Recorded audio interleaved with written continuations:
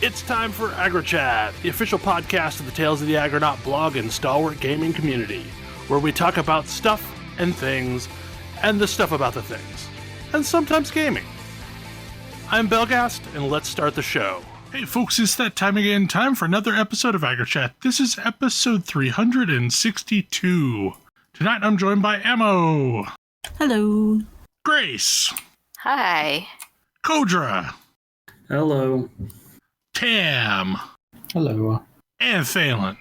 I would like to wish whoever put an air horn on the Koopa car a very merry fuck you. Oh man. Oh my. Is this a thing that Francis likes to do? He has discovered that you can honk the horn. And boy, does he like to honk the horn. And the Koopa car specifically has an air horn? Oh, yeah. I don't think Eli's It's a discovered this. sound, yeah. It's And you can honk it very quickly, so you can, yeah. You just spam the hell out of that. Yeah. Especially if you've got auto steering and auto acceleration turned on. Yeah.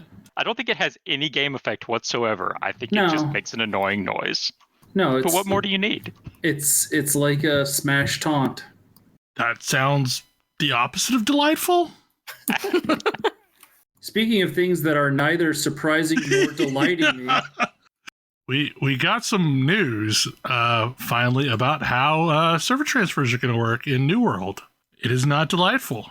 So I have some opinions about this, but most of it is this is not a really acceptable answer, especially after PR has told us otherwise. Yeah. So I'll be honest, I'm like frustrated to the point of maybe just dropping this game. So that's where I'm at. I would like to tell my saga because since the last podcast, I have started playing this game. And so Tuesday or Wednesday when I started, I looked at the server where Bell and his clan are, and that server was locked. So I thought, okay, well, I'll just make another character on another East Coast server. I'm on the East Coast, so the latency is better. That's fine. And then I'll be able to transfer it. Started leveling, like, this is fine. And then found out or realized that some other AggroChat folks had re-rolled on a West Coast server. And it's like, okay, I'll just re-roll over there. That way I have some friends. It's not everybody, but it's a good crew. And started leveling there.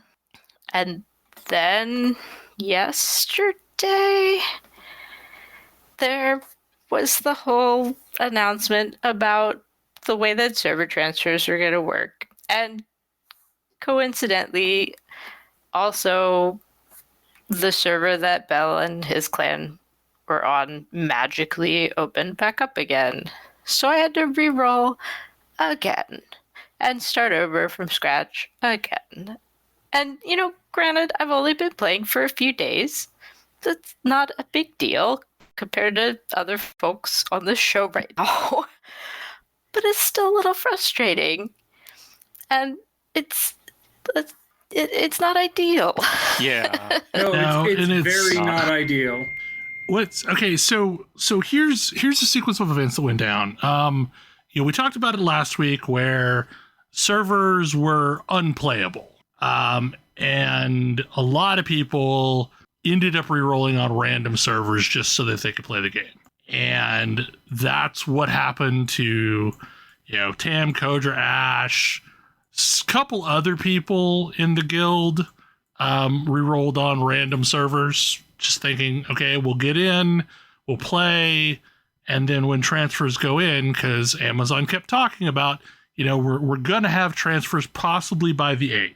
They even talked about what the transfers were going to look like too. Yeah, a little bit. Yeah. Like in some of the messages, they had talked about what the transfers were going to look like, and we were expecting like noon yesterday for transfers to open up.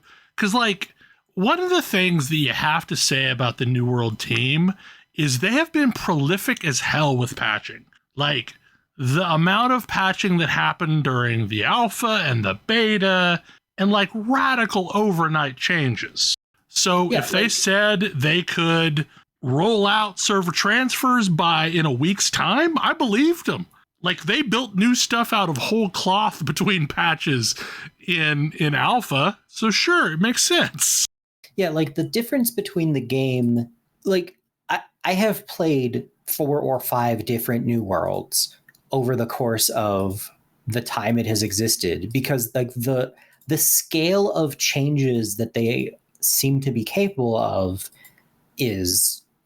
are genuinely shocking. Like, half the weapons that are in production right now didn't exist in the first alpha I was in a year ago. That's not to say like, oh, it's just a weapon. No, it's a totally different playstyle.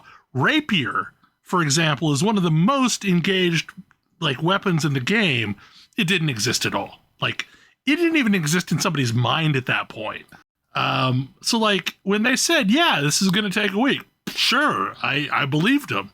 And then when they made the announcement late Friday of how things were going to work, they talked about that there were specific issues.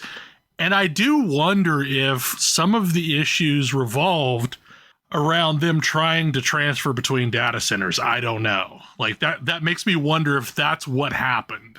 But so here's the problem is no game have I ever played has considered North American West Coast servers and North American East Coast servers 2 different regions. And that's where we're at with New World is East and West are 2 totally different regions in their verbiage.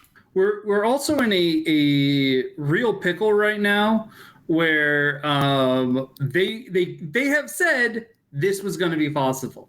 Like that was and people like we were even on this podcast last week saying, well, I guess we just have to re-roll.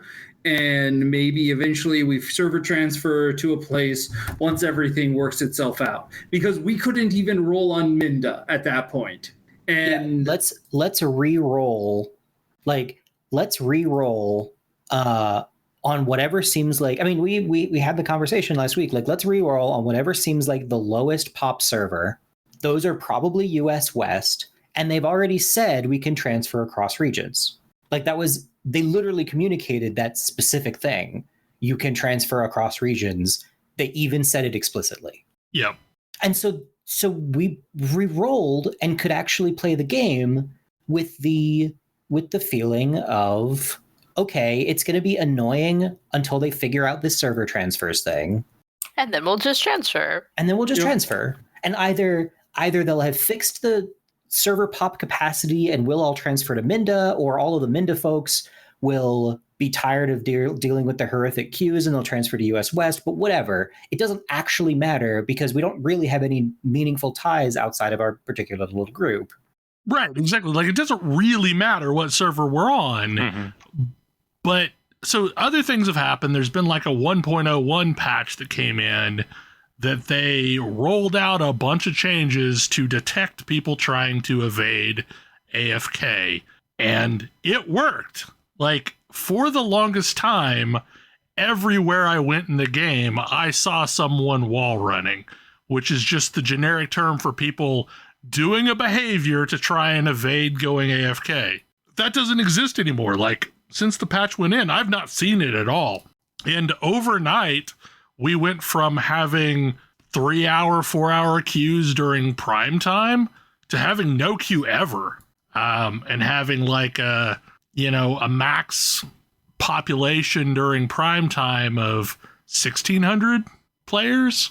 So the queues went away and, we went back to normal. And the problem was server was still locked. Like, almost all the servers were locked. Mm-hmm. All the day 1, the day 2, the day 3 servers were all locked. And there was a handful of servers you could actually roll on. And then midday yesterday, all the servers that had been locked were unlocked. So I assumed that was all part of the transfer process. That was basically priming the pump to allow people to transfer to servers where they knew people. And then that never came. And we got the late in the day announcement that transfers are coming, but it's going to take a little bit longer, and they've encountered issues, and also it's going to be single intra-region, and you can't move to full servers, but then again, none of the servers are showing full currently. I think there's one server total that I saw that was actually locked down and quote-unquote full, so... But this has left a conundrum because, you know, realistically, like, moving servers was to evade queues, and queues don't exist right now, and there's a group of people that are on the server, so might as well not move them. But that now we have this isolated community that's on a different region that I don't know how that's going to work. I mean, they're gonna have to figure something out. It's kind of how it sounds like it's going. Or we just there's a lot of people really mad about this. Yes, there's a lot of people really mad about this, but there's also the fair point of like, if I re-rolled now, I would be level 1 and you are level 40. Yep. And I'm never gonna get to play with you. I mean, I'm in the situation anyway because I started, a week and a half after everybody else, and start roundabout levels here. I don't actually mind it because so far I'm getting a large amount of joy out of this game of just running around crafting and gathering, and kind of haven't cared yet about doing things with people. I know I'll get there, but I'll get there at some point after I've, leveled all of my gathering skills to the max. I will say, like, there's a design flaw that they've had that's not just, the normal levels are bad and you can't group up with people, is this game has mostly been a single-player adventure, but so far there are two key points where you absolutely have to go find a group and run a dungeon. At level 25, to continue the story, you have to go do the first dungeon. And at level 45, in order for me to continue the story, I will have to do the level 45 dungeon. I feel like there are several really big problems with their design. I will more than happy to rant at this point because I've now gotten to play a lot. So what I will say, the moment-to-moment gameplay is great. Playing a hammer right now, hammer is a lot of fun. I tried to do a PvP quest because this is the content that they want me to do the most. So I was like, cool, let me try and do a PvP quest. Let's see what it's like. I mean, even if I die, whatever, like I'll have experienced the PvP of this game. So I actually went out, I did the PvP. I signed up for 3 PvP quests. They sent me to a region. I did 2 of them. And then I got attacked and killed. And I failed both of those PvP quests I had completed. This is possibly the worst design. Like, I could not even imagine a game doing a design this bad. Like, if you have fully completed your PvP objectives, you have to go back to base immediately to turn them in. Because if you die anywhere else, you will auto fail those and not get any rewards for it. That sounds pretty miserable. I have to admit, like, I have largely ignored the bottom half of the faction missions. That's reasonable. You should keep doing that. This game needs people to PvP for it to be successful, but no one should ever PvP in this game. At least not open world PvP. Which is what all of those quests are. Well, so there's a lot of complaint right now from the would-be PvPers in that the way that the war system works means that only the most hardcore of hardcore will ever get chosen to participate in a war. So like sure. when you declare war, you get to pick like 50 players to fight on your behalf. But the governor of the company gets to choose who gets to fight. And like lots of people are signing up, but most people aren't getting picked because they're only grabbing the highest level, most seasoned players, basically the same 50 players fighting all the wars. Yep. And what's happening is The rest of the folks are like, I don't give a shit. I'm not going to queue. I'm not going to sign up for your stupid war. And, now people are losing territory as a result. Yeah. I think something has to change on the PvP side, definitely. Not just that PvP quests shouldn't fail out like that, but also there needs to be something for PvPers to do. Because, other than running these 3 quests at a time, there's really not PvP in the game. There's no activity that somebody can do. In Destiny, for example, you can just run Crucible all day long if you just want a PvP. There's no equivalent of that. No. And sure, there are people flagged up running around the world, but most people don't care. Yeah, most people aren't flagged. You probably shouldn't be flagged running around the world, because failure. If you fail in PvP, you are punished very hard. This is not a game for people who are casually PvPing. I feel like this sounds like the devs need to learn some lessons that have been learned repeatedly over the years. I mean, how many times do we say that when a new MMO launches? Yeah. It drives me bonkers that we have literally years and years of experience seeing how people PvP, and yet we make the same mistakes over and over and over again. Mm-hmm. I mean, I think one of the biggest problems is that, to a great degree, what PvP players say they want and what they actually want are not the same. Well, you'd think all the devs would have realized this by now. The problem is what PvP players actually want is a population of people to PvP against. And yes. So what you actually need to do is make sure that you are encouraging a population of players to PvP. And yes. This game is not doing that. Yeah. The most important for any game, the 2 most important populations to pay attention to and keep happy are the people who give you the most money, mm-hmm. and new players, new inexperienced players. Mm-hmm. And the longer your game is around, the more and more that's true. Yeah. And I understand. It's I get it. I understand that you're super hardcore. There's a lot of games, free to play games have this problem a lot, where your really hardcore players are super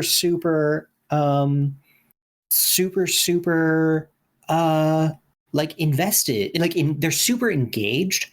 And in a lot of ways, the way in which they are super engaged is in being very good at not spending money. Mm-hmm. Yes. Yeah. They have a rhythm down, and they know on this day I do this because it is off cooldown, and on this day I do this because it's off cooldown, and I can stretch this just this far without having to pay any money to keep doing it. Yeah. And that's, and that was very evident with Genshin Impact, knowing which days you needed to run which dungeons to be able to farm stuff efficiently. If you were super into it, you could obviously play it very casually, but the super serious, no money crowd had it down to an art form, what days they did what, so that they didn't have to pay any money. Yep. Mm-hmm. But also, so the problem that I think you have with a PvP game is that your most serious PvPers are actively hostile towards the people that might want to get their toes wet in PvP. Mm-hmm. Yep. And there's no way for you to bridge that gap. Well, so the war thing is really cool. There are because you have so many levers you can pull as a game designer. Yeah, there's so many ways to give a way to bridge that. But you can bridge that gap. It's just that the act of bridging that gap actively makes your game less cutthroat and hardcore. Yeah. Yes. And your hardcore PvP crowd is invested in identifying as cutthroat and hardcore.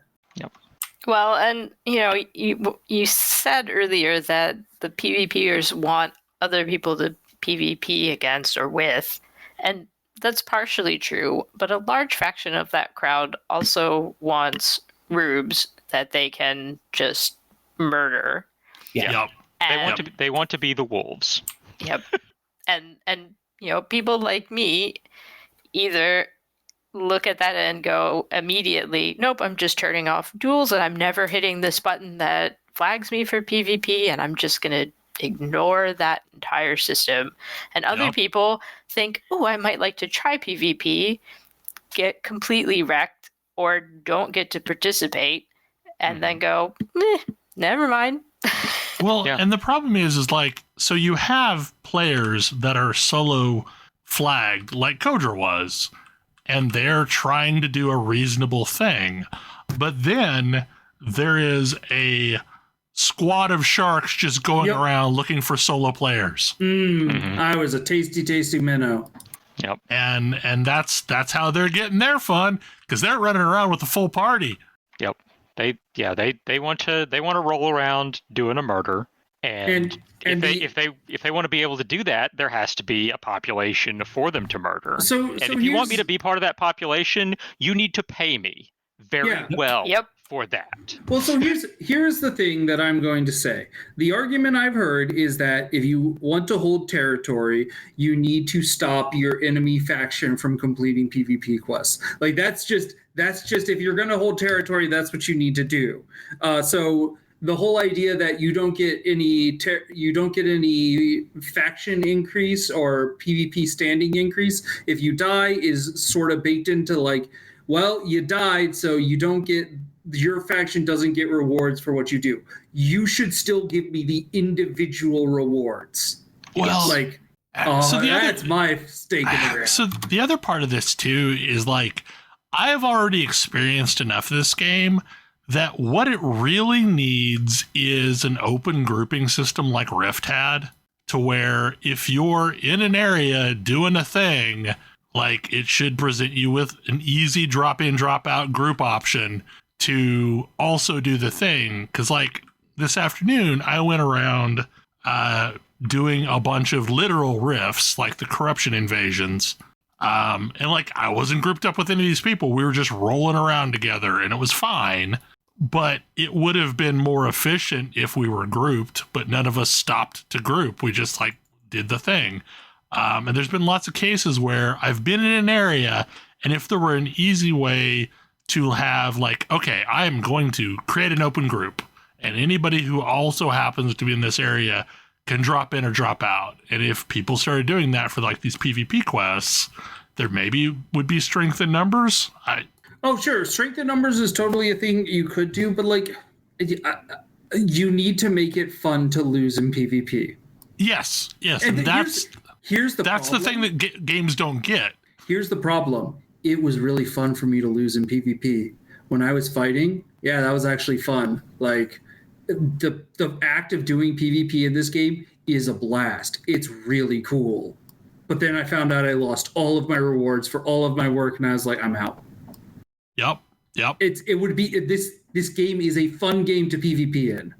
Well, like, and honestly, like that's why I did as much PvP in Destiny as I did, because whether or not I won or lost didn't really mean that much. Like it was all kind of going to shake out in the end. I could still get rewards if I failed. Yep. Yeah, you get them slightly slower, but you still get them. Yeah, like I queue for PvP every single day in 14 because it's good experience, and I get tokens that I can get cool cosmetic gear with. FF14 is like, it is so much the gallant to this game's goofus when it comes to reward, like bribing players. FF14 is not actually a game I have a ton of fun in the moment-to-moment play of. Nope. It's PvP is miserable too. Like it is not fun at all. but like it's rewarding enough to make you do it. Yeah, and it's like I feel incredibly rewarded for my time when I am playing FF14, and to the point where even if I'm not enjoying the act of playing, I feel broadly okay about it. Yeah. I mean, like, I am on my last of my level characters that are sub 80, and I have largely gotten there out of exploiting how rewarding their systems are. Like, I hop in, do a couple daily things that are super rewarding. What's that? What do you not have right now to shorten queues? Oh, you don't have enough tanks to get queues? Okay, I'll log over to my tank and I'll do a queue because you're going to reward me like crazy. I'm going to do the things that will make your game better for everyone playing it because you let me know what that is and then you give me prizes for doing so. Mm-hmm. Yep. Keep giving me prizes to do what makes your game healthy, and I will make your game healthy. Yeah. Yeah.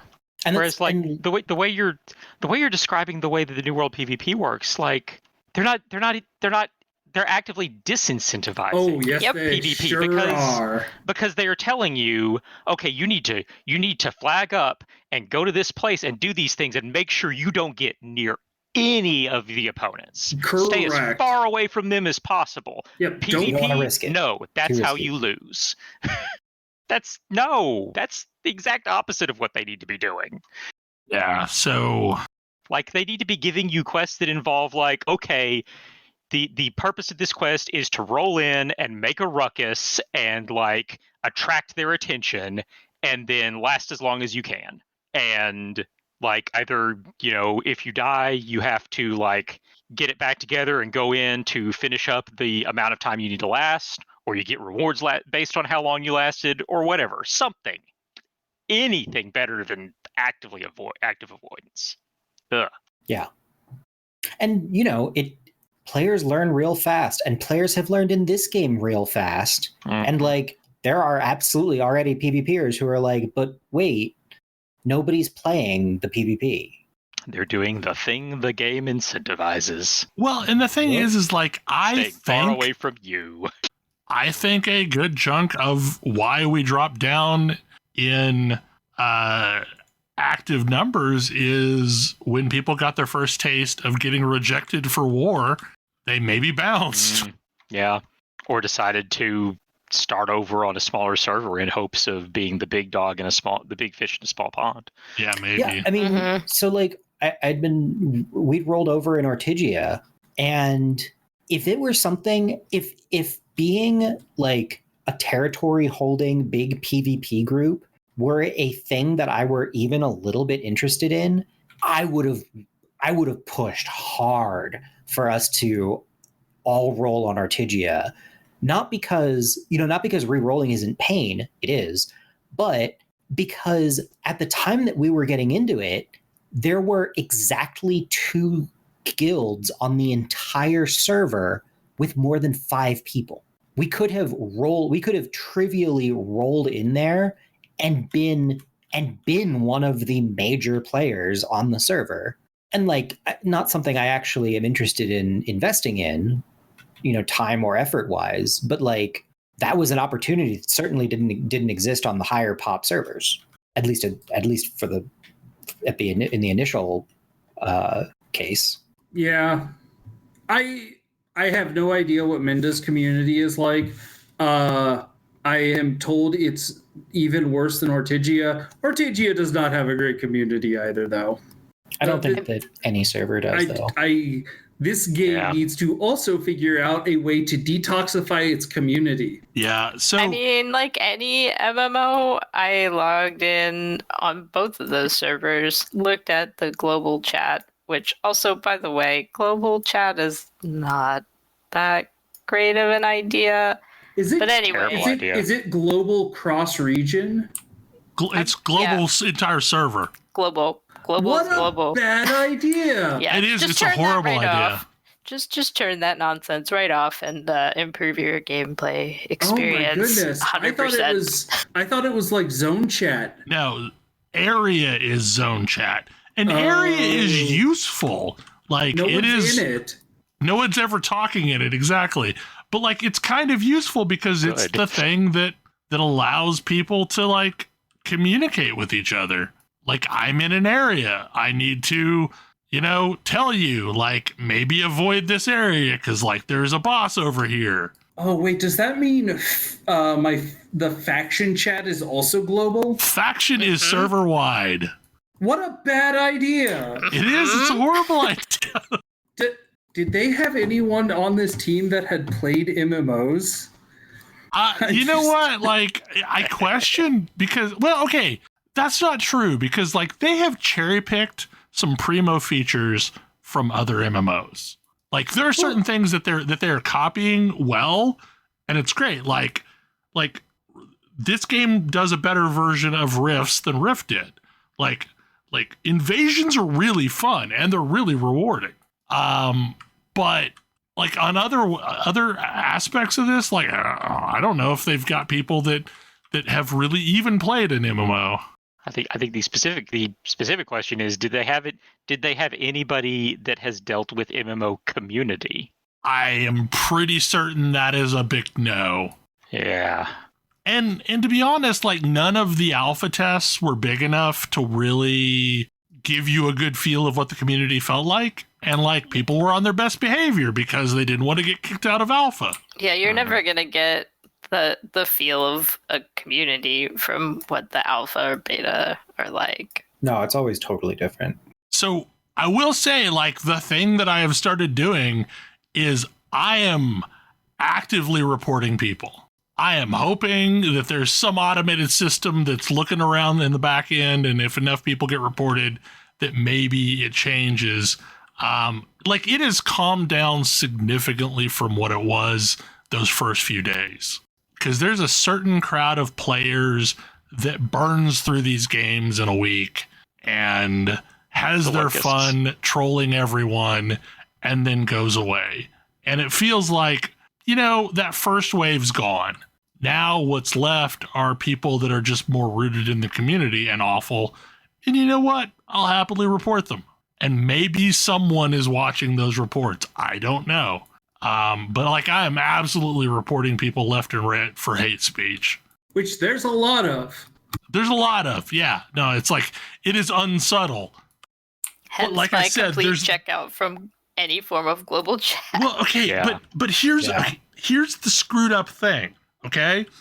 They give you the ability to mute global chat. And it is a good idea until you realize their systems are jacked up, and if you mute any channel, it slows down and basically generates this buffer to where, like, at one point before I realized what was going on, like, my messages that I was trying to send to the company were taking 20 minutes to show up in company chat. Oh, good grief. I don't because think I had that's a happening. It absolutely happens over time. It doesn't start that way, but it's like there's a memory leak or something, and it gets worse over time. Cool.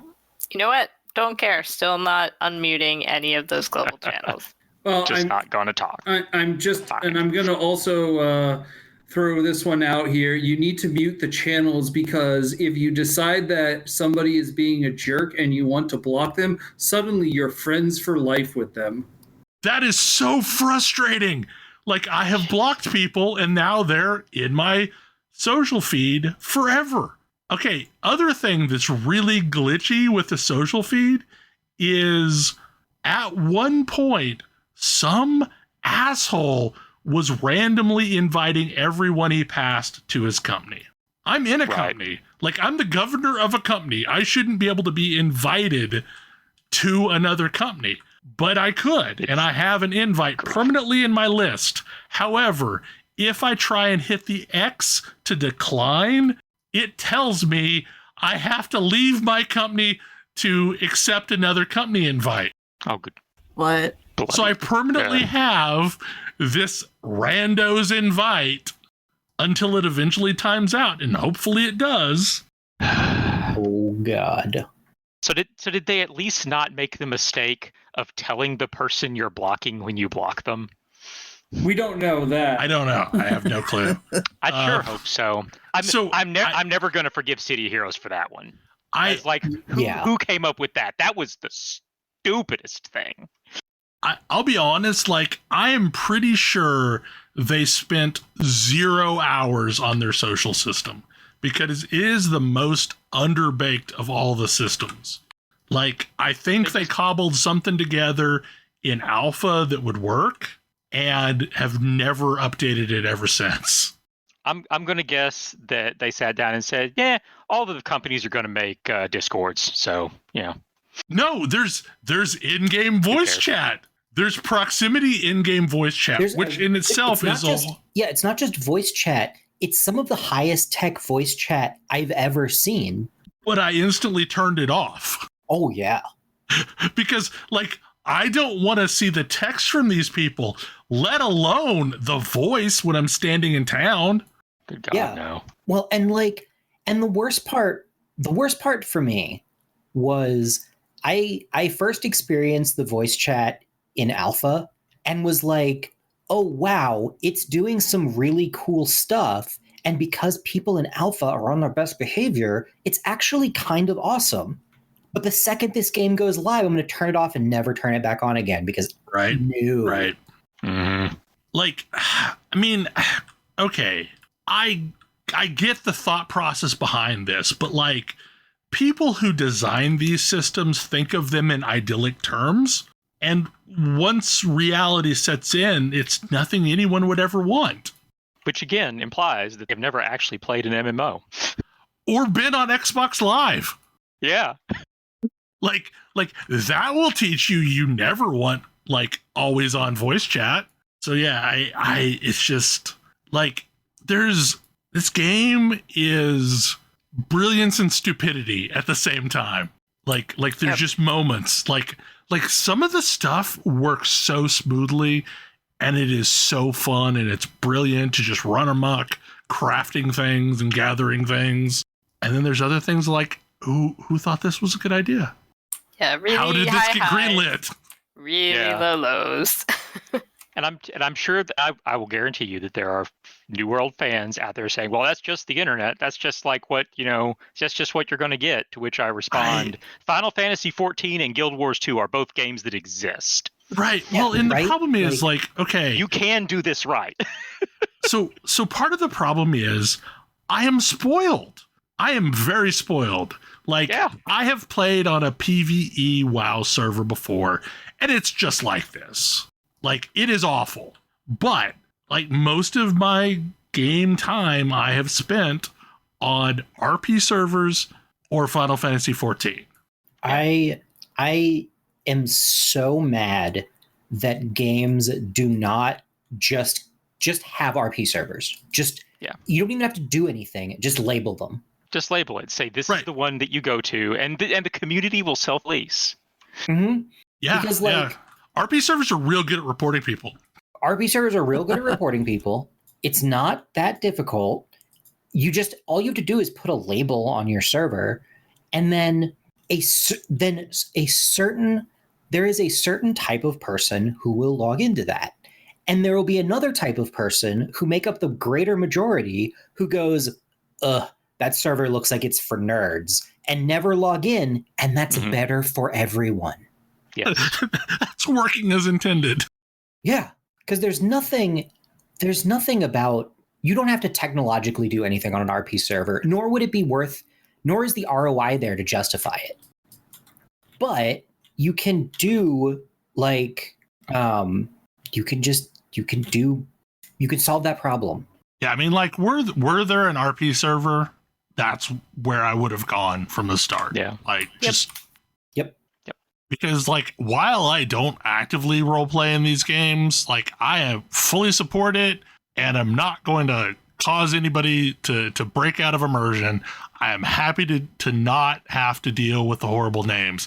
Because, like, that's the thing that I'm most not used to, is just, like, so many names that look like an 8-year-old got access to Steam. just the utterly stupid XXX Sephiroth rocks XXX. I wish yeah. I wish you. No. And things that I can't repeat on and in polite company, like lots and lots of those. Yes. So cool. You named yourself Pee Pee Poo Poo Man. Awesome. Yeah. And if I block you, that I'm going to see your damn name forever. Yeah. Great. This game could use some help.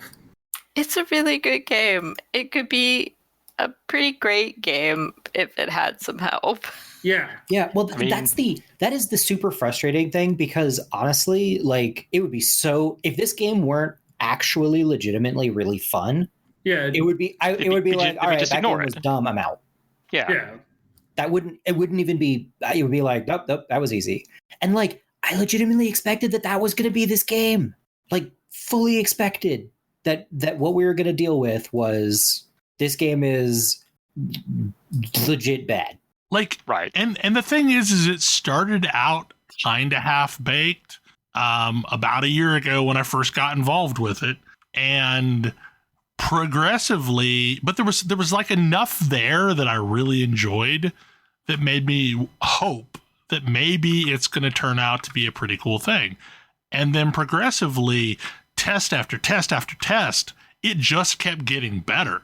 And this is why I have some amount of hope / confidence in them fixing stuff like the region transfers, because this game has been very, very good at listening to player feedback and acting reasonably on it. And admittedly, some of the stuff that they've had to act on, they should never have had to act on. But like, hey, whoops, your game was super racist. That's bad. But they not only made a point of fixing that, they went a little bit, there's a mea culpa as you load the game up for the first time. That's like, hey, this game is not about this game. Let's tell you what this game is about. P.S. It's not about racism, and we won't accept it. Yeah, and I'm hoping something comes of the reports to prove that, because like I am watching a character periodically to see if they disappear, because like they were hyper racist today in chat, so I'm kind of watching it to see, like, do my reports go anywhere? Yeah. Since we talked about re-rolling, there is a note that I think is worth making. Regardless of where you actually start, you can choose your starting zone. Yes. It is an annoying run, but I would argue that with everything that is attached to the whole process, it's worth it. Right. Because it's sort of like the town you're in makes kind of a big difference. I mean, it tries to get you to go to other zones. I don't know why you would, though.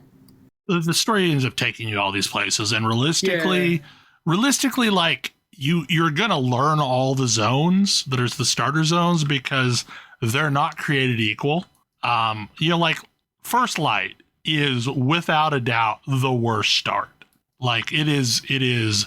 If there was a backwater, it is First Light. I don't think I've been to First Light. That's probably why. It is the furthest south town. However, it has arguably one of the best open world dungeons early on that you can go hunt in as a group. It also has the best iron farming I have ever found in any zone. Yes.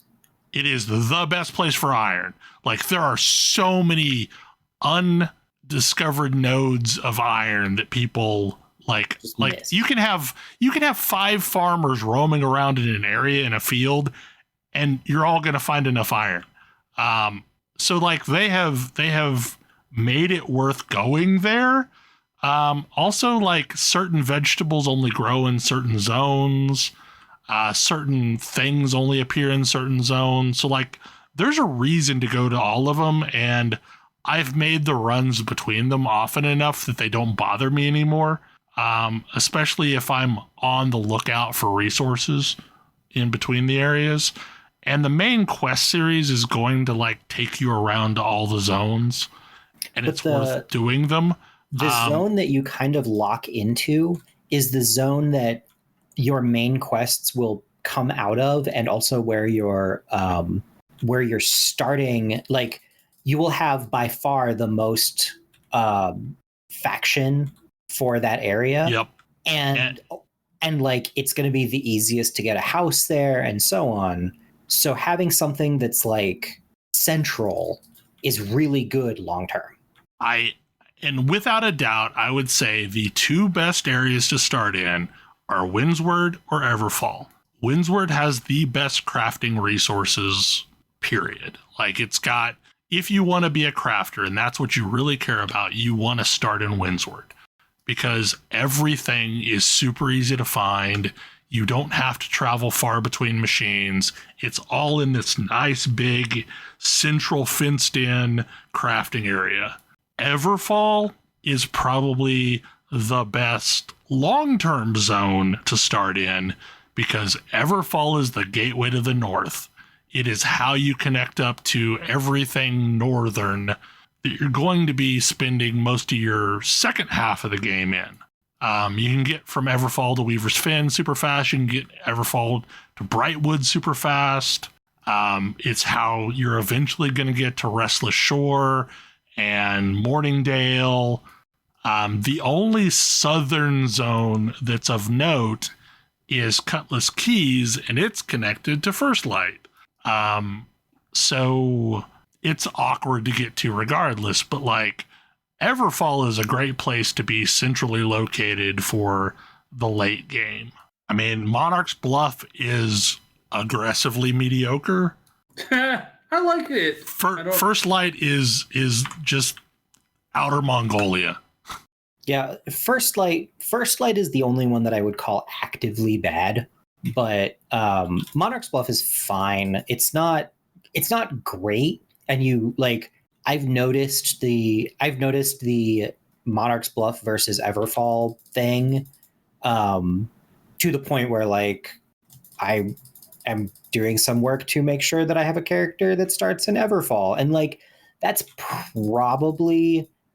might be enough for it to be like worth like for me to be like to be less annoyed about rerolling to be able to start in Everfall, but. Why does it matter exactly? Just because your zone rep is going to be higher? So your zone rep's going to be higher, and the game will keep sending you back to whatever town you started in. Yes. Oh. It sort of sets you up as your hometown, and so whenever you turn in a main quest, whenever you turn in, all of your starting side quests will trigger out of there. And so on. And it means that you'll get a lot more levels up in that area, like reputation wise. Mm-hmm. And then, and this changes around 25-30-ish, but until 25-30-ish, you're going to keep getting routed back to your hometown. Yeah. And if you ultimately want a house that's more centrally located or wherever, you then need to go and do stuff in that other zone to get the levels. It did not take me that long to get from level 0 to level 10 in Everfall. So just zipping around and doing board quests. Okay, one thing that I feel like we probably need to tell our listeners, and maybe y'all need to know as well, is housing is an interesting system, but also, so your very first house you are going to get at half price. As you level up, you can get different houses in different zones. So when I say it's half price, I don't mean the starter house.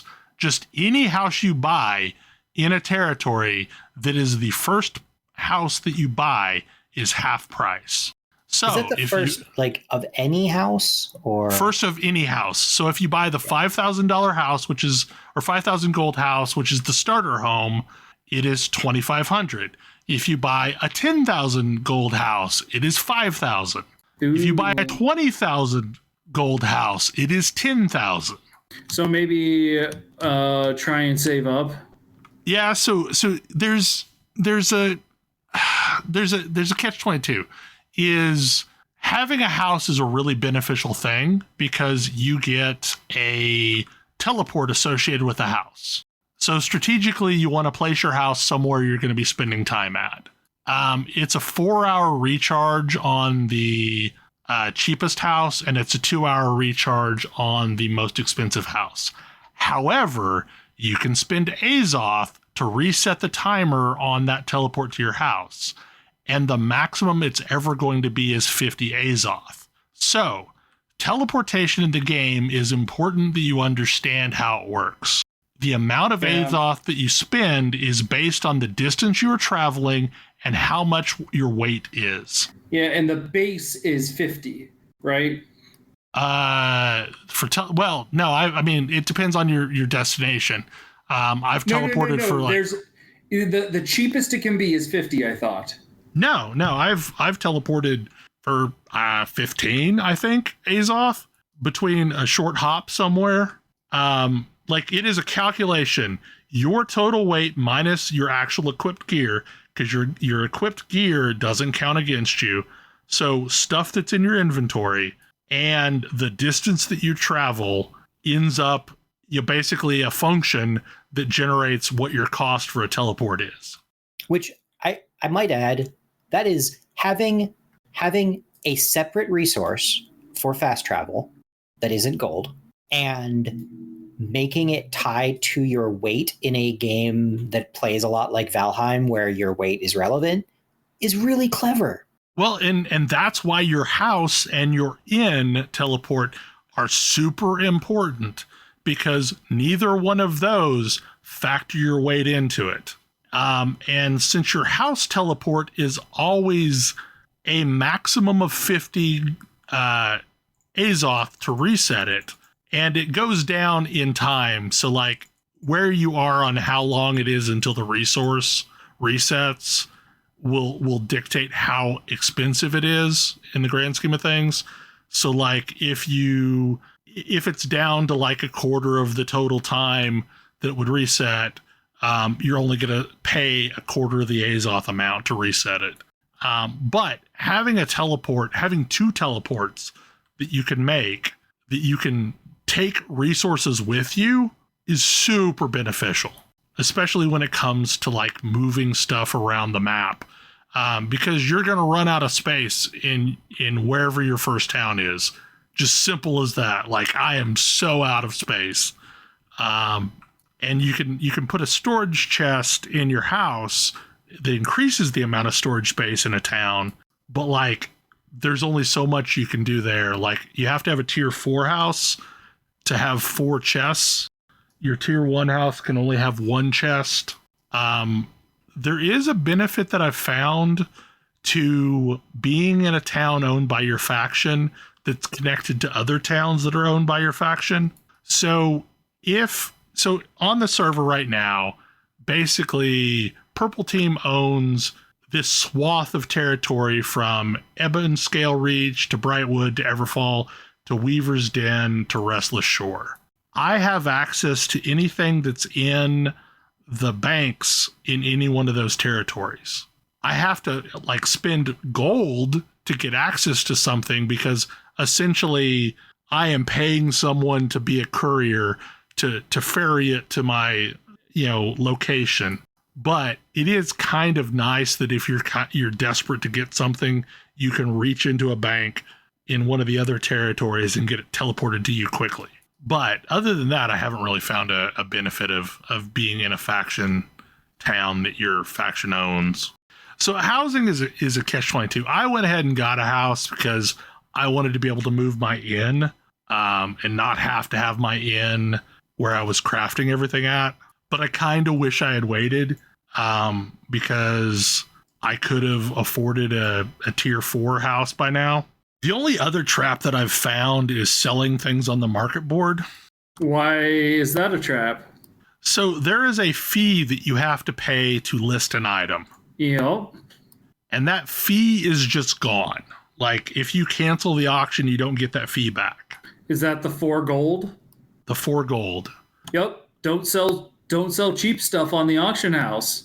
Yeah, so basically, like, you have to know that something's going to move. So it's been a challenge to find things that I can reliably make money on selling on the auction.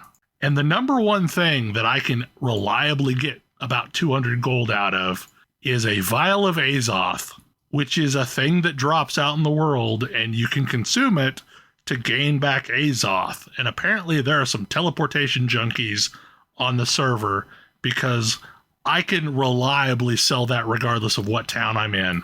Hello, it's me. I don't hardly ever teleport. I teleport. If I am doing the main quest, I teleport everywhere. Otherwise, I wander around manually. Well, and you can also get crafting tools that have Azoth extraction on them. And because of that, I always am almost capped on Azoth. Like, all the items I just crafted, I spent like 30 Azoth on each craft, trying to get decent perks. And I'm sure, like that took me down to 700-ish Azoth. And like, yeah, no, it'll be back to capped before the end of the night, probably. How do you get Azoth? Killing corrupted enemies and completing quests. Just killing enemies, period. Some enemies don't, like boars won't give it to you, mostly. It's random. I've absolutely gotten enough of boars. Oh, weird. It's just random what you're killing drops Azoth. It's a proc, essentially. The same's true with like your Azoth extraction tools. They come with a percentage chance on harvest of what you get Azoth back, and it's usually only 1 or 2 Azoth, but like over time it adds up. You also get Azoth pretty reliably when you close corrupted rift things. I'm going to continue calling them rifts because they're rifts, but I don't know what they're actually called. I wish that they scaled. I wish that the level scaling on those was better. They're a fixed level. They're a fixed level that is the maximum level for the area they spawn in. Right. This means that it is not impossible to get to like wander a little bit too close to one and get one shot. They spawn a little too close to the path for my taste, but there are some zones that are apparently better for them than others. Cause like I was out in Restless Shore this afternoon, and basically by the time we cleared to one end, they were respawning behind us, and we could just roll back around. For the most part, I think they're more beneficial than they were in Rift. Like, I don't remember getting much off of Rifts, or at least not regularly. No. Like, whatever that planar currency was that Rift had, you got that, but that was about it. Like, you sometimes got crafting materials, but like, it was mostly crap. And for the most part, you usually get a green off of one of your loot boxes. And I've gotten a lot of blues. I'm not reliably getting purples yet. So most of what I'm seeing is a blue as a good reward, but like, the first that's blue fine. I saw was off of one of those. Yeah. Like, I mean, it's a thing that happens. And these are the rifts? Yeah, the corruption. If you clear a corruption event, and you can just like roll up on them, and as long as you've dealt damage to the mobs, you don't have to be the one that seals the rift, and you're gonna get a loot box at the end. They do say level 25. What level? I guess I can probably take a level 25 as a level 21. I was doing them at 15 for the level 25s. Yeah. If there's other people around, you can definitely do them at that level. They're hard to solo. Like, it's a hard thing to solo, but like usually because of the phenomenal audio system that this game has, you can hear people fighting at a rift before you roll up on the rift. And if that's the case, I just roll on in and finish it off and collect the loot and then continue about my day. So like, I will almost always beeline off a path to go do a rift if other people are fighting it. Like right now I'm fishing in a lake and I can hear people fighting at a rift. And like I found, I don't know if it's truly an exploit or if it's just one of the weird glitches in the game. But like I found this area this week that apparently everyone knows about, and I because everyone knows about it, I fully expect that it's going to get patched. But there are problems with the spawners in this game sometimes, to where certain areas have almost instant spawn. And I've encountered this 3 or 4 times where you just roll up on a camp and it's just instant spawning. And it makes it almost impossible to like really do the area because it's spawning on top of you as you're doing it. And they've been slowly fixing these, but I was doing a quest, and because of the way that audio carries, I could hear a bunch of people fighting nearby. So I went investigating to find out what they were doing, because I thought maybe they were doing a rift. And there was this group of people killing these boars over and over and over and over and over. And the floor of the area was just littered with boar carcasses. And in about 20 minutes, I went from 125 skinning to 200 skinning because there were just so many boars. But it's like there's just weird glitches in the game like that. I don't know.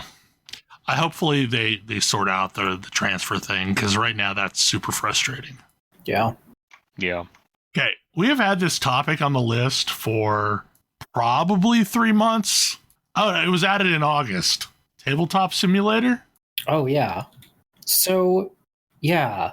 I jumped onto Tabletop Simulator like years ago. Yep. And it was jank. Like, I was like, all right, this is funny, but bad. And put it out of my mind. Because, whatever, like, it's not useful, not interesting. I'm out. One of the things that has been a recurring like bit of commentary during the pandemic is people doing miniatures gaming leagues via Tabletop Simulator. And I'm like, what? That jank thing? Yep. Sorry? But no, it's totally real. It's absolutely a thing that people do. And it's evolved a lot. I mean, name a game you're interested, name a board game or miniatures game or whatever that you're interested in, a physical space game, and there probably exists an implementation on Tabletop Simulator, in many cases created by the developers themselves.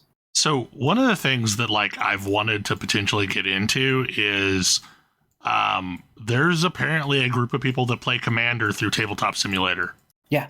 And that's just a thing. Like there's tools for generating your deck and getting it into the game. I've had ongoing conversations with a friend of ours for months about X-Wing, which like I enjoy, but hasn't really picked up along the people that we play games with around here. And so I was like, oh, let me play online.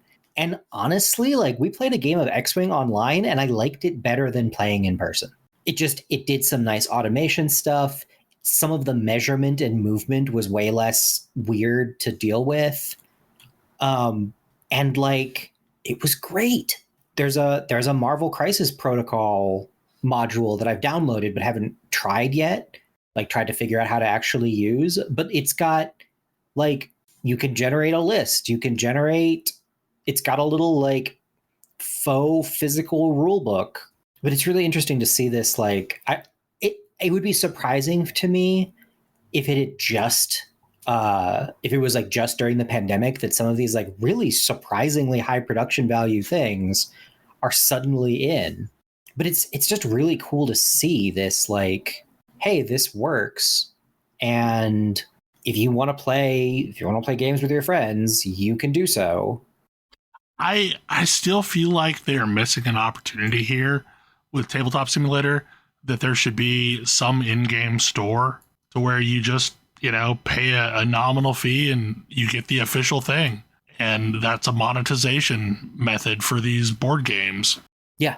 Because if you have a game, like some of them still are jank, but like some of them are really nice. And if you had the official licensed copy of that game that you really love and could play it just by clicking a button and it downloads everything you need in game and can be up and running in like 5 minutes and playing the game, it's not there yet.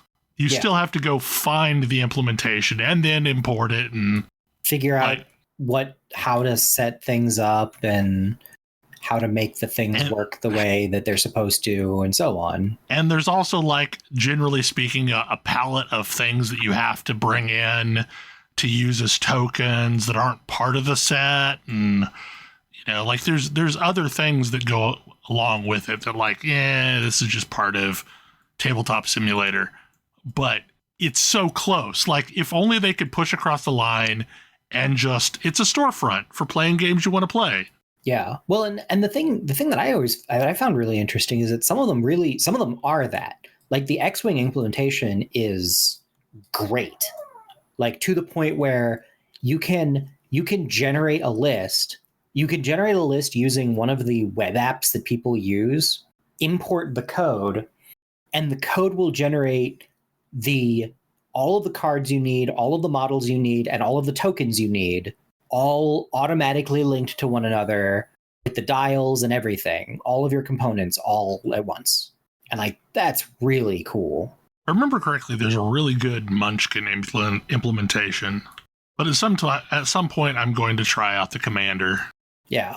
I mean, especially because with something like Commander, like, there's no good official way to play it. Yeah, Magic Online is it, and it's not a great option. Yeah. And it's sort of expensive to play physically. So it's like, hey, try out your weird deck, see if it works. Then buy it if it actually works the way you think.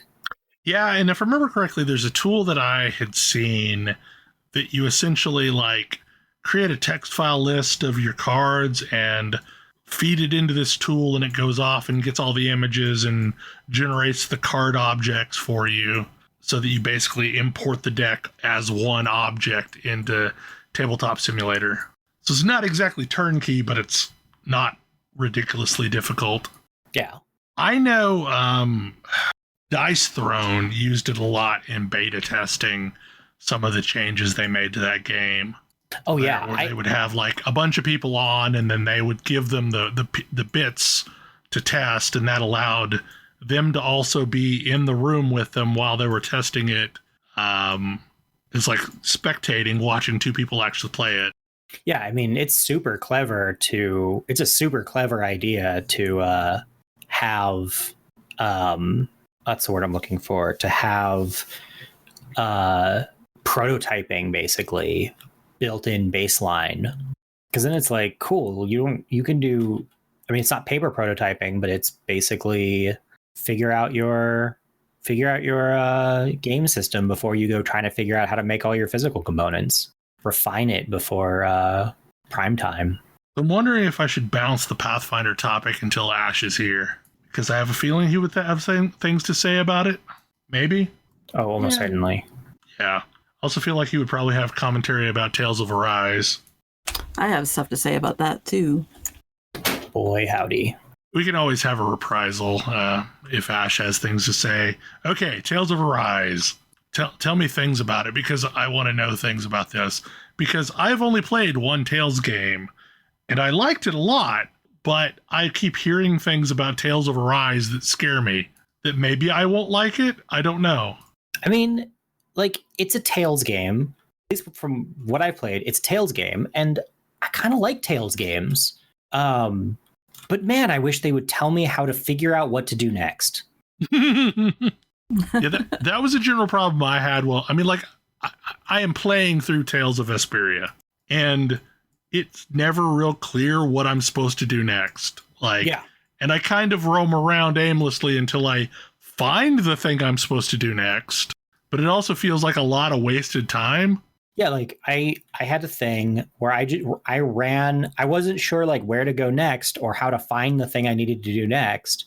And right before I stopped playing last time, it was like, all right, I'm going to run through these 7 zones trying to find the thing that I need. Because the game never told me how to look at the map. I don't even know if I can look at the map. Where do I go next? Give me a marker. Something. I'm trying to remember if I haven't quite finished it. I'm near the end of like the story, if not necessarily the end of the game, because I think there's more after that. I mean, there have been a few sub quests that I think are intentionally you have to search them out. But I'm trying to think if I've had like many troubles with like they are not very clear about using the map and stuff like that. That took me a little while to figure out on my own. That's definitely a thing. But and I know there's like one point, like, again, you have to kind of wander. I guess there is one point where you have to wander out around a bit because they don't really tell you because nobody really knows where you're supposed to go to find X thing. So they literally have you roam around, I guess. But I mean, I'm like right at the start, and I had a thing where it's like, hey, go to this ruin to find some clothes. And I'm like, cool, where? Oh, okay, I know what part you're at. And I'm like, where? Why? Is there a marker? You're telling me, I know the name of the place I need to go, but I don't have any sense of direction because there's no, I don't even, like, can you open a map? Is there a map that you can open? If you hit square, that kind of brings up the little map, and then like if you hit triangle in there, that's where you bring up your little teleport map when you get access to like quick access to areas. But the square button will open up like your kind of immediate area, and then like you use like R1 and R2 to navigate back and forth through the maps. It's not like a whole world map though, but you can kind of flip through that, and like you'll be able to see stars on some of the zone maps that will tell you where you should be going, or at least you can see areas that are like question mark, question mark, question mark to signify that you haven't been there before, and that's probably where you need to go. So, but yeah, I guess that is true. At first, there's a lot of stuff they really don't tell you. I had to kind of research some of like the advanced, quote unquote, advanced battle stuff on my own because I just didn't like rock it right away, and I'm like, how am I supposed to do this? Like, how do I use this character effectively, kind of? Because it's like, oh, here, you do this thing with this character, and then, like, and you're on your own for the rest of the game. Yeah. I'm like, wait a second. Yeah, and I went to look in their little help manual to see, like, where's the page on this character, and I didn't find stuff like that. So that's true. There are some things that I had to go online to research it more in depth. But, I think just trying to do the square with the map, because I mean, I relied on like hitting X or square like all the time to bring up the map to see where I was going and stuff like that. But yeah, now that you mention it, I can't remember if they did really specifically tell you how to do that. Yeah, and it was just like, I don't know, it's a thing that I've run into with other more recent Tales games. The one that really got me was Tales of Zestiria, where it was like they really want you to just run a long way through zones. And I'm like, I don't want to run a really long way through zones. Yeah. I feel that for the most part, Tales of Arise, like the zones are, some are longer than others, but I feel that for the most part, they're just about right. And there's a decent amount of quick access points, except in some of the dungeons. And it's like, I have to go back through all these rooms if I want to sell or buy more stuff. But for the actual like world zones, I didn't feel that was too bad. And you can bop around pretty quickly with the quick access stuff. Yeah. Quick travel I wish I had in Tales of Z. Yeah, I'm kind of with Belle on this one. I have not played a Tales game. Like I know I own Symphonia and I probably played it, but it was so long ago that I couldn't really tell you much about it. I remember absolutely loving Symphonia. But yeah, it's been a long time since I played it. But yeah. Part of me is like, I want to play that again to see if it's as good as I remember. And part of me is like, I would like to keep this memory pristine in my mind. Yeah. But for the various quirks, I guess you can call it that, aside, and Tales of Arise, I have been enjoying it immensely. I invested a lot of time in it right when it came out, and like I just got really sucked into it. Like it's not like, a world-shattering, like fresh story, but it's enjoyable enough. I'm really enjoying the characters. Once I got my full party, and the way they played off each other, it's been pretty delightful and appropriately silly at various times to kind of keep things balanced. So is there any amount of what was it, multiplayer going on in this one? No, that is definitely a thing that they did not bring back, which I was kind of bummed about because I remember hearing about that in past Tales game and that didn't make it in. The problem that I have is like I don't know how much of Vesperia is like every other Tales game and how much is just it. Yeah.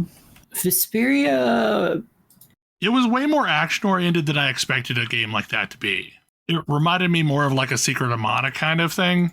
So Vesperia is, for me, Vesperia is like the quintessential Tales game in that it is very much like Tales games tend, if you had like a baseline that other Tales games might deviate slightly from, it would be Vesperia. Okay. So if you were like, I really like Vesperia, then you have a pretty good chance of liking a lot of the other Tales games because they're very similar. That action combat is like a hallmark of the series. Okay. Well, that's like, cool because like I really like that about it. Because like there aren't a lot of games that kind of did action combat RPGs that they're like the Mana series. Mm-hmm.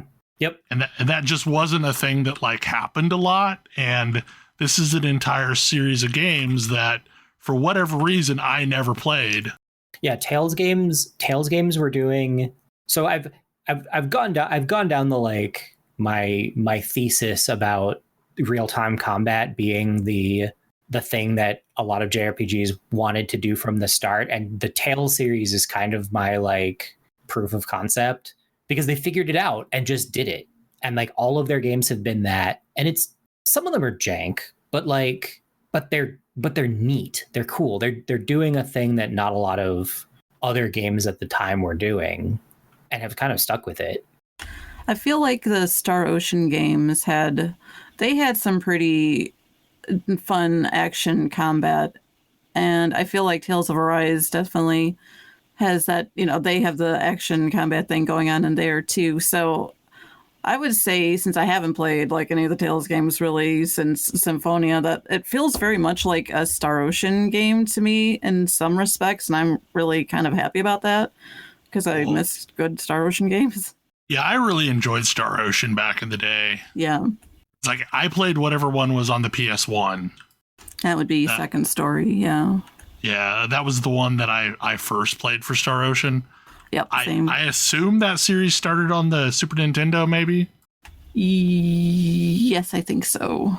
But like we never got the first game until they re-released it on the PSP. Okay.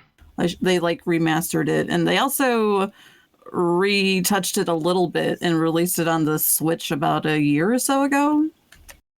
But I will say what I've been playing of Arise, I have been enjoying immensely, and I've been having a lot of fun with the combat once I figured out all the tweaks and like the buttons I should be pressing and when, and I'm not always great at it. Like I was very button mashy at first with it, and I've finally gotten to where I can kind of temper my mad flailing a little bit. Yeah, it's got the combat I expect from a Tales game, and it feels good. Mm-hmm, mm-hmm. I love the it's extremely anime, but I love the kick somebody up in the air and hit them a whole bunch. Yes. Like, it's just satisfying. The boost strikes are very fun too once you get those going. They're very flashy. It is maybe it changes as you get further in, I don't know yet, but boy, is that a bleak start. Yeah. I'm not gonna comment on that, but yeah. I will say taking out the first boss was very satisfying. But I do hope that once you get a chance to play it some more and get used to the way the directioning or whatever you want to call it works, how they walk you through or tell you to do stuff, I hope you'll enjoy it more, or continue to enjoy it, because I super enjoy it. I just had that momentary frustration of okay, I'm invested. What do I do next? Right. And then you kind of stall out because you're not really sure what's going on now. Yeah. Yeah, that's fair. And that's something I have way less patience for than I used to. Same. Like the feeling of not knowing what I'm supposed to do next. Yeah, same. Like once upon a time, I loved playing pixel hunt games, and like I'm just not that motivated anymore.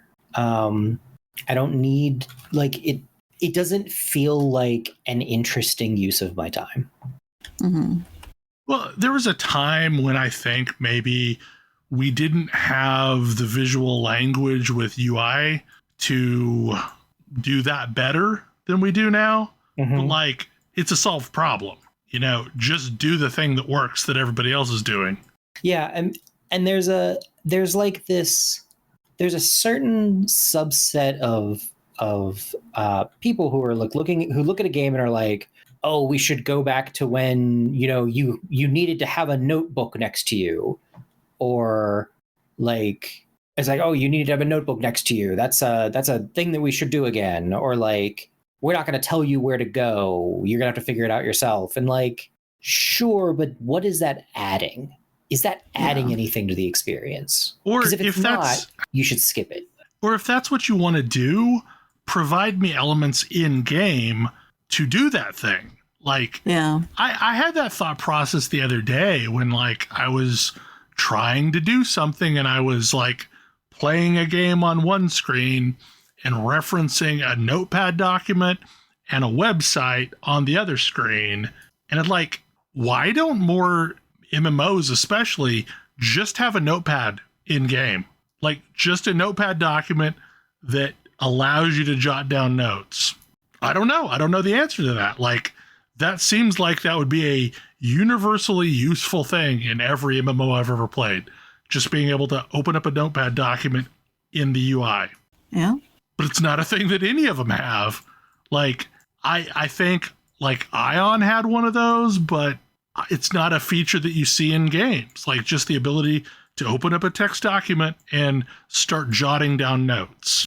So especially if you're trying to make a game that's like, oh, we want you to take notes. Awesome.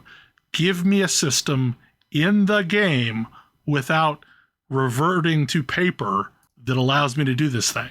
Yeah. Or otherwise I'd be like, okay, that's great. I have my phone and the internet. Problem solved. Yeah, back in the olden days when such a system was, you know, pure fantasy, then fine, taking notes on paper, sure, that's what I had to do. But no. I mean, I'll be honest, that's one of the things I liked the most about Valheim is just the ability to add freeform notes to my own map. Yes. Like, I wish I could do that in New World, honestly. Constantly, yes. I want to be able to mark, this is that area that I found a lot of hemp, or this is that area that I found the really good mining. Right.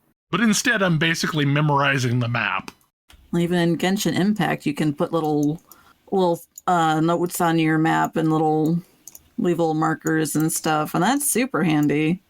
I don't think we're talking about it this week because A, it's late, and B, we haven't played enough, but Metroid Dread also lets you add notes to your map.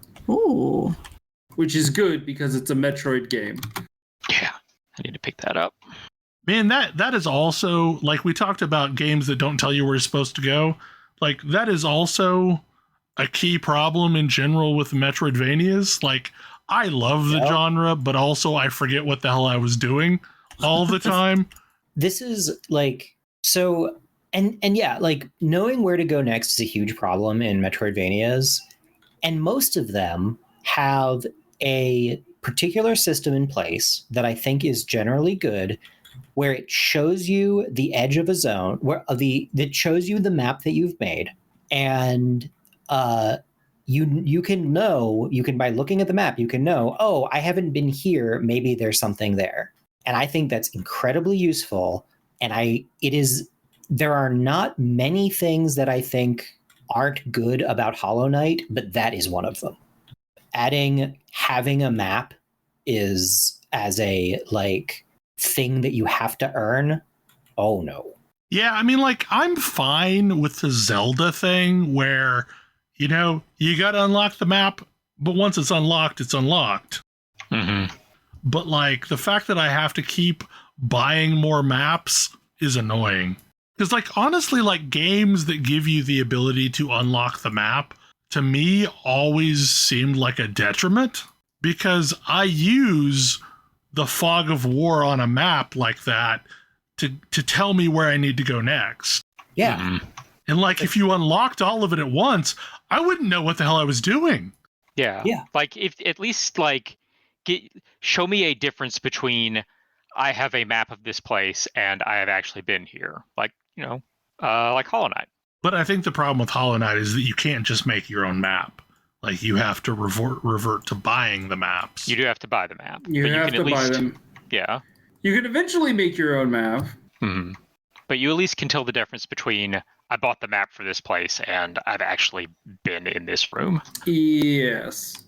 One of the things that I have seen in games, and I've been trying to think of an example for a few minutes now and it's eluding me, but games that have like where building the map is a crucial part of gameplay, and then that's okay, but those are rare and I can't think of an example right now. I have seen them. I just can't immediately call one to mind.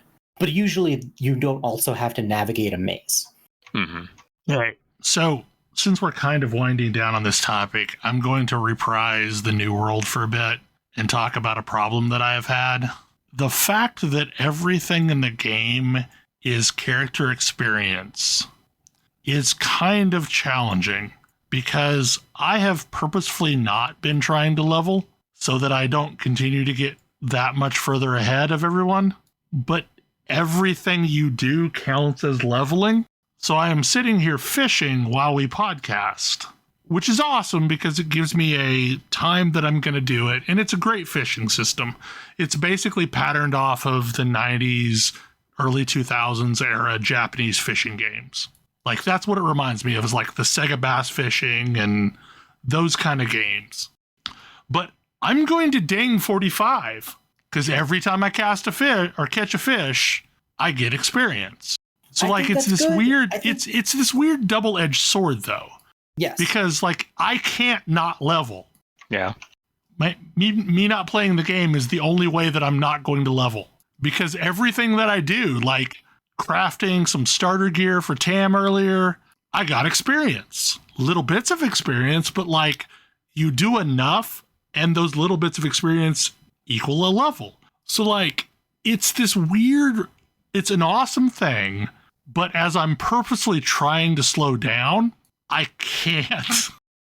There's nothing I can do that I would normally do in a game to like let people catch up. It's all continuing to give me experience.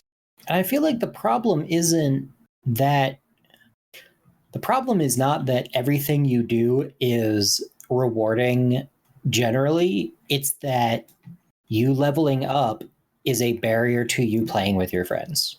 Yeah. And the thing is like, it's also a really great thing about the game, because if you are doing a bunch of things, you're just going to level and not even realize you're leveling. Like, it's not like I'm grinding. I'm just doing a bunch of things that I want to do, and boop, oh, look, there's another level. So like, that aspect of the game feels great. Like, I can do any of these things and it's all going to level me. The only negative though is if you are hardcore crafting, you can oftentimes put yourself in a scenario where you've leveled up a bunch and like your gear is no longer even viable, but also like going and questing in zones that you've technically outgrown doesn't seem to slow down the experience gain. I mean, also, if you're hardcore crafting, you can maybe craft yourself some better gear. Yeah, that's a thing. I mean, that's sort of what I've been doing. Granted, I'm not very far along, but I haven't. At some point, I stopped paying attention to the quest and just started running around, gathering and crafting, and I don't even remember what I'm supposed to be doing, but I don't care because I'm still leveling. Yeah, I will say, like, the only annoyance about the crafting system is it kind of gets exponentially more materials as you go. Because, okay, so we'll just use the metal progression as an example. The first metal that you deal with is iron. You need iron to make steel, which is the tier 2 metal. You need steel to make star metal, which is the tier 3 metal. you need star metal to make orichalcum, which is the 4th tier metal. But in order to make orichalcum bars, you also need iron. And you need to turn the iron into steel. You need to turn the steel into star metal. You need to turn the star metal into orichalcum. So, like, the amount of stuff that you need to farm grows over time, and they give you some mechanics to help that out with better tools. It increases your yield. So, like, harvesting the same node with, better tools, and you can also put these trophies in your house that buff how much you get per harvest. So it's more efficient, but you're still having to go get iron. You're still having to turn the iron into steel by going and making charcoal from burning trees. So like crafting slows down a lot. Like getting engineering to 100, which is the halfway mark, was an ordeal. Like I had to make a lot of stuff to get there. But the stuff that I can create feels worthy of the effort. Yeah, which is also important. Like making crafting feel like it's a good use of your time. I really think crafting is probably going to be the creator of the best items you can get, because the one thing that crafting can do that farming drops can't do is guarantee a specific stat package.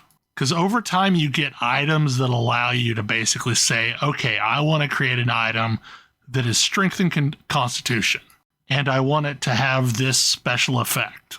Now I can create that item, and I know I'm going to get that item that I actually want.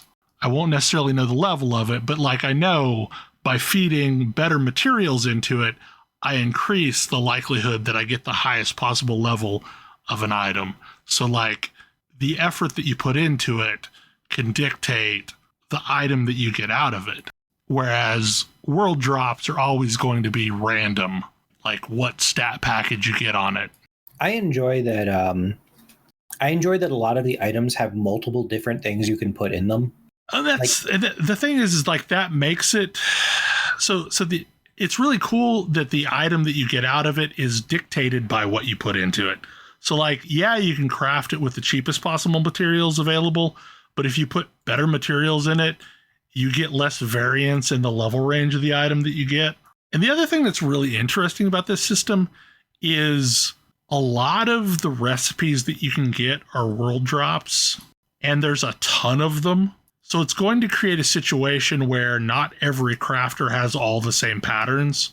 So it'll be highly likely that somebody has a legendary pattern that no one else on the server has. Without that, I mean, hopefully without that necessarily being like, also, you are effed. Yeah, I mean, from what I've seen, everything that is dungeon droppable has a craftable version. Like, the first dungeon is Amran Expedition, and I have a version of all of the items that are dropped out of there that I can craft.